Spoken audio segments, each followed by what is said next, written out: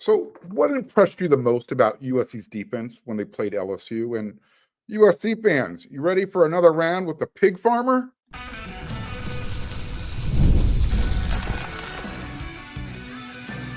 You are Locked On Trojans, your daily podcast on the USC Trojans, part of the Locked On Podcast Network, your team every day. Hey, fight on, everyone. I'm your host, Mark Holkin, and thank you for making Locked On USC part of the Locked On Network your first listen every day. Whether you're watching the show on YouTube, wherever you want to download your podcast, this show's always free, and you know I always appreciate your support. Now, through September 22nd, all FanDuel customers, if you can bet $5, you're going to get a 3-week free trial of NFL Sunday Ticket from YouTube and YouTube TV. Visit FanDuel.com today, and you can get started. This coming weekend, USC is going to face off against Utah State. Saturday night, 8 p.m., LA Coliseum. And there's a chance they're going to be facing the same quarterback who played for the Utah Utes in 2023. This year, USC is playing Utah State, as I just mentioned. I'm going to talk about quarterback Bryson Barnes, a.k.a. the pig farmer, in the next segment. But if USC wants to have much better success against Bryson in 2024 than they did in 2023, USC, this team needs to play defense and tackle the way they did against LSU. Bottom line. There was so much to be excited about after USC's win Labor Day weekend. A lot. Miller Moss got the Big Ten Offensive Player of the Week award. First week out, boom. There you go. By the way, Miller Moss, apparently he's full of hot air. And I'm going to explain more on that in the third segment. But before we get to that, before we get to the pig farmer, before we get to Miller Moss, let's talk about USC's really impressive defense that they displayed week one out of the box against LSU.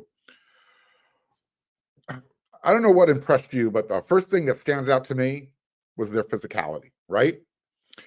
Remember what Coach Riley said after the game? He was asked, what message does this win send to everybody? And Coach Riley responded, that was some pretty good Big Ten football today. I don't know. We're just not into it for messages, man. My message is I really like my team. I like our team. I like our defense. I like our coaches. I like our offense. I like our special teams. I like the vibe of this team. It's a long ways to go, but I'm sure glad I'm coaching these guys. Close the quote. Did you notice the first two things he said in that statement? Number one, he took a veiled shot at the SEC. That was some pretty good Big Ten conference football. I really like my team. I like our team. I like our defense. He mentioned team and defense ahead of the offense. He should. I mean, the physicality and the tackling that the Trojans showed, that team defense, I think it's what everyone watched on TV, those of you who were able to. And this almost 64,000 record-setting attendance that was in Las Vegas to watch the game. They wanted to see, what is USC going to do this year on defense? Well, they showed up big time. According to Pro Football Focus, USC, they were only credited with 8 missed tackles against the LSU Tigers. That's pretty good, especially when we're comparing it to last year's USC defense. The best job USC did as far as missed tackles, or the least amount of missed tackles in the game, that was against Notre Dame on the road. And we know that USC lost that game. But believe it or not, despite all the points that were given up, the defense actually played pretty well, considering they were playing on a short field all game because of the turnovers. So last year, typically USC's defense, they were well into the double-digit mark as far as missed tackles. And Coach Riley said, on Monday on the Trojans Live radio show that really nothing this offseason specifically went into helping the team get better at tackling. They're not doing a whole lot much differently as far as their drills are concerned. So what if I told you that, as according to Coach Riley, USC is actually tackling less this year during practices. Quote, I think it's just guys positioning. I think our guys are in position and they're understanding playing a little bit better fundamentally. When you close down lanes in the run game, guys are going to be better tacklers. Makes sense. You know who closed down the running lanes? USC's defensive line. They were amazing, to quote Braylon Shelby. Well, he was saying Coach Nua was amazing, but you get my point. The tandem of Kobe Pepe and Nate Clifton inside. Look, if you're one of my everydayers, who you heard this on yesterday's episode of Locked on USC, if you're not an everydayer and you're watching on YouTube, become a subscriber. It's free. Click that red subscribe button. Smash that thumbs up. Can you play defense for USC? Smash. And then hit that bell notification button. So, again, on yesterday's episode, I brought up that one play, fourth quarter, 7.5 minutes to go, roughly.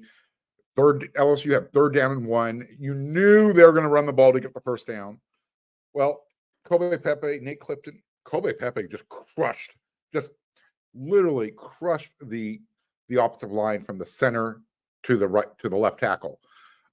Nate Clifton was in there as well. Don't get me wrong, but those two working together, doing their job, allowed Eric Gentry just to come knifing in and make the tackle behind the line of scrimmage. It was awesome. Awesome to watch. Something we've been dying to see. That's how the defense is supposed to work when everybody knows their assignment. And when you have guys strong enough to get a push on the opponent's offensive line, especially late in the game. So you have the defensive line getting the push. The linebackers are aggressively shooting the gaps, cleaning up, picking up all the garbage, making the tackles. That's how the defense is supposed to look. They're pretty good, right? Looked impressive. Remember this. It was Will Campbell, the outstanding left tackle for the LSU Tigers. Probably going to be a top 5 draft pick. He said they're showing up for a fist fight. Well, in the late rounds of that championship bout, USC was the stronger team. You know, they were the team imposing their will. So look, if you have an aggressive D-line who likes to fight and likes to take the fight to the opponent's offensive line, and you also have a linebacker core who are in position, who are playing confident, they're technically sound, they're making the tackles. Good job, right? Impressive. USC looked like a fundamentally sound defense with the guys who can do it as well. I don't think anyone's mad at Anthony Lucas. You know, USC didn't get a sack against LSU, but when you see him, go back and watch the film. There's some highlights of Anthony Lucas spotlighted. 3 or 4 different plays. Amazing. There was this one play where he used I'll call it a swim technique, where he went inside of Emory Jones, the right tackle for LSU, who's also a first-round draft pick grade. Emory literally was trying to grab a ghost while he was falling on his knees.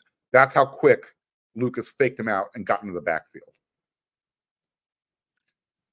Anthony Lucas more than held his own against Jones, again, who I believe is going to be a first-round draft pick. Those guys had a really good battle throughout the game. Lucas had some really good moments. Oh, and did you see what he did to LSU's left guard? I believe his last name is Dellinger. He was pulling, going right, and in no uncertain terms, I'm just going to stay in the boxing parlance. He threw a knockout punch. I mean, Dellinger literally was knocked off his feet and laying on his back. Lucas won that battle big time. Knockout blow. If USC's defense continues to improve, look, we can point to the coaching and to the development. I mean, let's talk about these 4 players specifically. Mason Cobb, Jalen Smith, Eric Gentry, Anthony Lucas. Remember how they played last year? Maybe out of position, not understanding the concept. maybe not being developed. I'm using my own words to describe what each of these other players have said since Danton Lane became their defensive coordinator. Each one of the guys you could describe as very talented, but inconsistent, right? No argument from anybody. But at each level of the defense, those guys look great. Defensive line, Anthony Lucas, Eric Gentry, Mason Cobb, linebacker, Jalen Smith, cornerback, secondary. I mean, that was a pretty impressive performance by USC's defense out of the box. And you've got to give a lot of credit to players, but also to the coaching staff. They were prepared, and they looked like they were prepared. That defense has taken major strides since last year. From the weight room, the nutrition, everything. I mean, Achille Arnold after the game talked about how the team has just came together. And now, you see that behind me? They believe. That was a big thing during the Pete Carroll era. We believe. That was their mantra. So really good, impressive defensive performance against LSU. They're going to need to keep up that type of defense. And even though it's just Utah State, and I'm trying to say that with some sarcasm, their probable starter at quarterback, he can get outside the pocket. USC fans, you remember the game against Utah last year. Remember the pig farmer, Bryson Barnes, quarterback? Yeah, you better. USC's defense still needs to be even more disciplined in this upcoming game. They need to be aggressive. They need to be technically sound. And again, it's because you got a quarterback who is mobile. Garrett Nussmeier, not the most mobile guy, but he gets rid of the ball quickly. He doesn't give the defense the chance to get to him before he releases the ball. It's going to be a little bit different game plan this weekend against Utah State.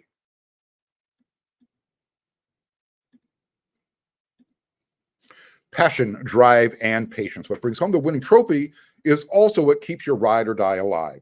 eBay Motors has everything you need to maintain your vehicle and level it up to peak performance. From superchargers, roof racks, LED headlights, exhaust kits, and more, whether you're into speed, power, or style, eBay Motors has got you covered. And with over 122 million parts for your number one ride or die, you always find exactly what you're looking for. And also with eBay Guarantee Fit, your part is guaranteed to fit your ride every time or your money back. Because with eBay Motors, you're burning rubber, not cash. With all the parts you need at the prices you want, it's easy to turn your car into the MVP. Bring home that win.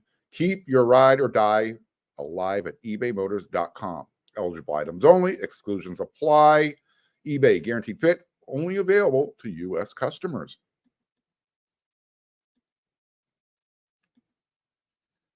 Remember last year's game against Utah at the Coliseum? Yeah, one of those heartbreaking losses. Rough game. That came right on the heels of USC getting their doors blown off in South Bend against Notre Dame. This was supposed to be the game that USC bounced back, broke the losing streak to Utah. Well, USC lost at home on a walk-off field goal, 34-32. And the end of that game happened after this, just to show you how demoralizing, how hard that loss was. And I truly think that set off just the team saying, you know what, it ain't going to work this year. That walk-off field goal happened after Zachariah Branch returned a punt 61 yards. It put USC in great field position. Caleb Williams, 11-yard touchdown run. USC took the lead. Just under 2 minutes to go in the game. But 2 minutes left in the game against an Alex Grinch defense, you might as well say they had the entire fourth quarter. It's a lifetime. And you don't even need 2 minutes. In that game against Utah, USC gave up 483 yards of offense. And when Utah entered that game, they were ranking last in yards in the Pac-12. They were not a good offense in any way, shape, or form. And I get it. You know, the starting quarterback, Cam Rising, he wasn't playing. Nevertheless, their backup, his name was Bryson Barnes. His nickname, the Pig Farmer. He grew up on a pig farm, literally. So if you're a USC fan, you go back in the day, there was a UCLA quarterback who transferred from UC Santa Barbara. I know that place very well. His name was John Barnes. No relation as far as I'm aware of. He lit up USC in that game. Huge upset. They beat USC. Well, this game, 2023, pig farmer Bryson Barnes, career stat day. Nobody knew who he was. Well, he came into the game, 3 touchdown passes, 14 of 22 throwing the ball, 235 yards. He also added another 57 yards running the ball on 10 carries. Yeah. USC's defense gave up 247 yards rushing. Sione Vaki became a household name in that game. So did Bryson Barnes. The difference between Bryson and Garrett Nussmeier, as I mentioned at the end of the first segment, Bryson can use his legs. So he's playing for Utah State this year, though. He's not playing for Utah. He's not going to have that Ute offensive line. He's not going to have Vaki running real routes for touchdowns like USC used to use Reggie Bush. That was a really painful game to watch last year. So when Utah State's offense comes to the LA Coliseum Saturday night, remember, 8 p.m. kickoff, get there. Support this team. Show them you respect what they did against LSU. Try and sell out the stadium. It's going to be a game time decision who is Utah State's starting quarterback. Against Robert Morris, it was Spencer Petras, Petras, Spencer Petras. But he had to leave that game in the second quarter with some sort of ankle injury. He was seen later walking around in a walking boot. Bryson Barnes came in. What did Bryson Barnes do? Led the offense. Had a really good day. This is what Utah State's interim head coach, Nate Dreiling, said Monday about Utah State's win and Bryson Barnes. The quarterback situation. Really, we are waiting on Spencer. It's kind of a day-to-day thing right now. We're working through it. Bryson Barnes, the player, comes in, and he's talking about Bryson Barnes. This player, he comes in and he prepares every day like he's the starter, and then comes into the game and doesn't miss a beat. He is so confident and mobile with his legs. It's going to be tough for teams to prepare for, I think, close quote.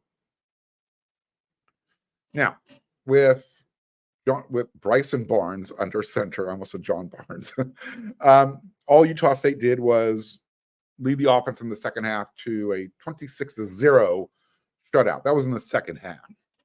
They beat Robert Morris. Let me know if you know where Robert Morris University is. I do, but I want to see how. Look, you guys will figure it out. The internet has a really good search engine. But Robert Morris isn't your Division I FBS program. I'll just put it there. What Utah State did do, though, in that game, they finished with 646 yards of offense. 646 total yards of offense. And it was pretty well balanced. 343 through the air, 303 yards rushing. Yeah, that's pretty good. In fact, it's so good, it tied for 9th most in their school history. Quote, they should be able to score anytime they touch the ball, interim coach Dreiling said. With all the weapons they have and how much speed they can break any play, but we have to be on point. Utah State wide receiver Kyrese White played a really big part in that Utah State success. He only caught 3 passes, but he had 131 yards and 2 touchdowns. This is what he had to say. Me and Bryson, we played at Utah together. In fact, our lockers right next to each other, and we have an undying chemistry. So there was no adjustment as far as catching the ball from Bryson and being out on the field with Bryson. They know how to play with each other. Look, I don't think USC is going to look past Utah State. The Trojans have the Aggies this week, then a bye week, and then the following week they travel to Ann Arbor to take on the Michigan Wolverines. This week, Michigan takes on Texas. We're going to know all about Michigan. Michigan struggled with Fresno State. We're going to see what they do with Texas. This is what Coach Riley had to say regarding Utah State. They obviously had some coaching changes and turnover.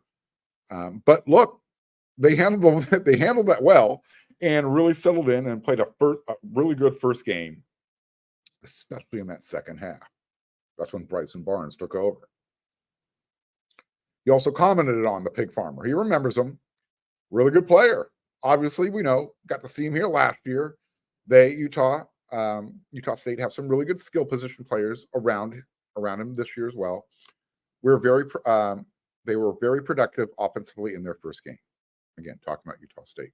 Now, on paper, the Aggies could pose a threat to the Trojans, especially considering the type of defense USC fielded the last couple of years. They cannot revert to that. I don't think they will, but they can't look anything like they did in 2023, 2022, and however far back you want to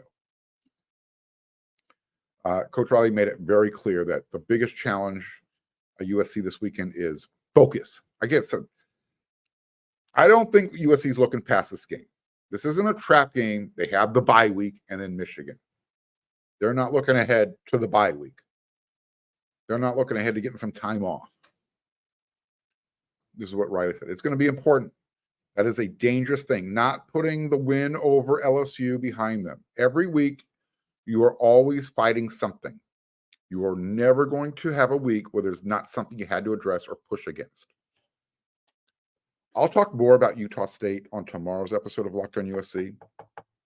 Going to do a little bit more of a deep dive, tell you who they are on offense, who they are on defense. But the first thing that stands out, the quarterback, who's going to be playing quarterback. And if it is the pig farmer, Bryson Barnes, USC better be prepared to tackle him. They better be prepared for a mobile pocket. Utah State's got some skill position players. I don't think they're going to win the game, but this will be a different type of game compared to what they had against LSU. LSU said, we're coming at you. We're going to punch you in the mouth. We're going to run the ball. We're going to play physical. Utah State's going to want to try and do that as well. But they're not saying, hey, we're going to run the ball at you. They're going to be a little bit more diverse. They have to. I think man-to-man, they don't match up against USC as well. So we're going to see. We know Miller Moss is going to be the starting quarterback. I'm going to tell you why he's full of hot air. That's coming up.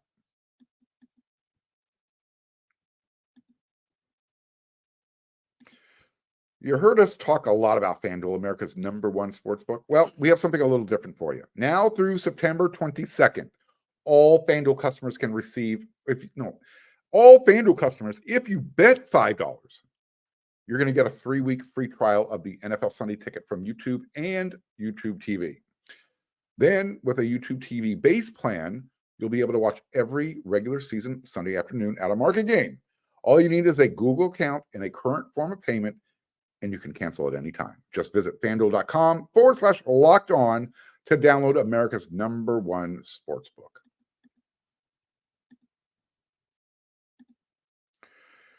Before X, formerly known as Twitter, before Instagram, and before Facebook went from a college student directory hooking up guys, women from all over the country, there was TMZ.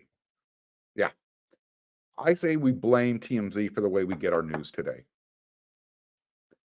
So apparently, if you haven't heard by now, Miller Moss made the news, not for being the Big Ten Conference Offensive Player of the Week, not for helping lead USC to a win over LSU. Nope.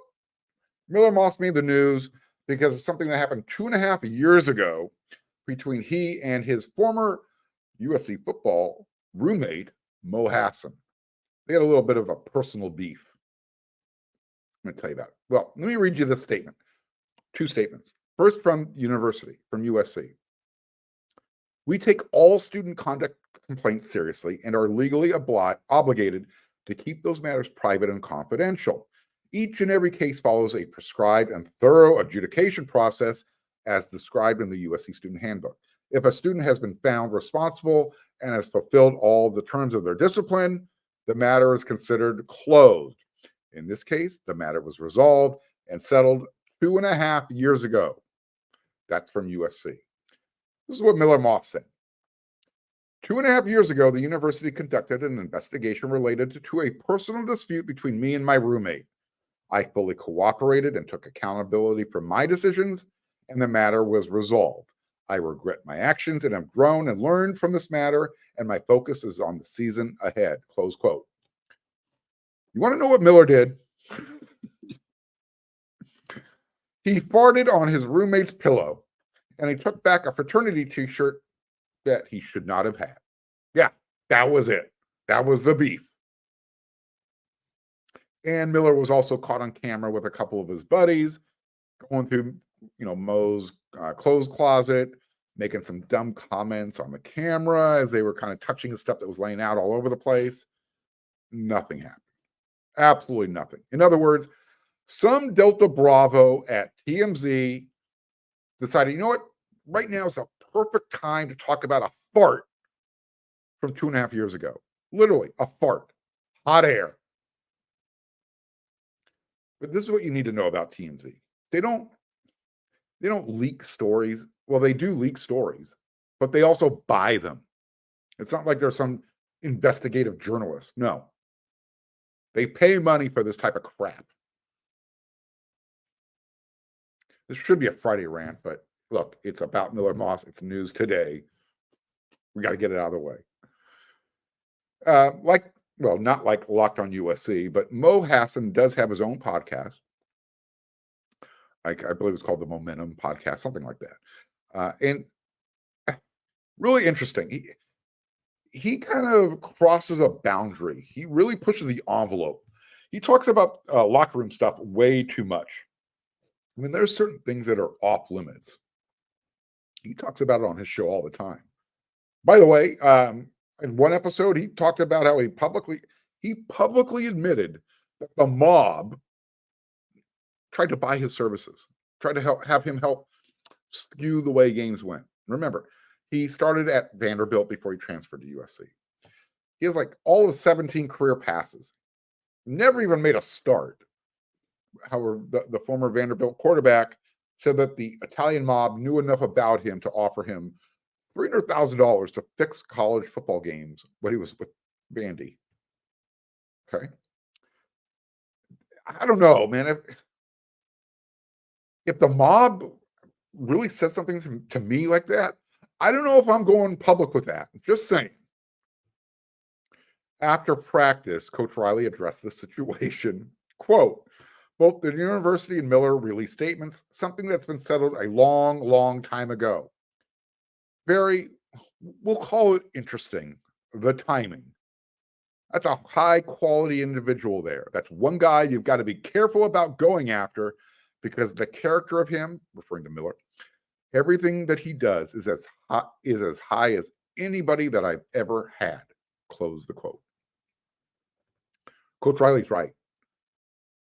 In fact, here's my PS to what Coach Riley said. I don't know how many of you know this out there, but Miller already has his master's degree, and he's actually working on more. He has not given up in the classroom yet. I mean, the guy doesn't want for anything. He comes from an easy background, but he works hard. I mean, he might have been born on third base, but he doesn't act like it. That's what Coach Riley is talking about. He is a high character dude, really humble as well, most of the time. You saw a little bit of juice from him in that game against LSU. He knows when to start squawking. Look, if I had a kid, Miller Moss is a parent's wet dream. Self-motivated, intelligent, athletic, good looking. He's the starting quarterback at USC for crying out loud. I mean, seriously. If that's not a parent's wet dream, what is? All I know is this. That attempt to try and smear Miller, and whether it was Mo Hassan selling the story to TMZ, I don't know. Whatever happened, it's setting a really low bar. I mean, something this totally stupid. Think about it. Miller farted in somebody's pillow. Yeah. He left his scent for Mo. Oh, no. I guess this just plays to today's society. I mean, this is where everybody gets their news, right? X, Instagram, TikTok. I won't go to TikTok. I can't stand that thing. I don't have it on my phone. Will not do it. But if this is what gets attention, you know what? I don't know if we could be friends. If you like this type of stuff, we're probably not seeing things in the same light. Just dumb. Did what Miller did, was that dumb? Yeah, but he was what? I think he was a freshman. Who cares? If I told you some of the stuff I did as a freshman, oh my God. Trust me. Farting in someone's pillow was the minimal. Yeah, we all know what happens when you family show. Can't go there. That's it for this episode of Locked On USC. I'll be back with another episode tomorrow. That's what we do 5 times a week. I'm going to talk about Utah State, the game coming up this weekend. I will be heading out to practice. I wasn't able to make it today. Personal issue came up. Nevertheless, I'll be back into the routine. Get you that practice report. It's limited anyways. You know, I really don't bring a whole lot of info from what we see at practice. Nevertheless, sometimes there's some nuggets, some observations. We'll see. And I might even have some recruiting information. Again, we'll see. So, thanks again for making Locked On USC your first listen every day. When you're done watching this show, head on over to wearesc.com. Check out all that written content. There's a lot of stuff going on. And when you're done with that, don't forget about Locked On College Football. Spencer McLaughlin, he'll get you through. Tell you about everything that's going on behind the scenes, not just about USC, college football in general. So until that next episode of Locked On USC, everyone, you know what to do.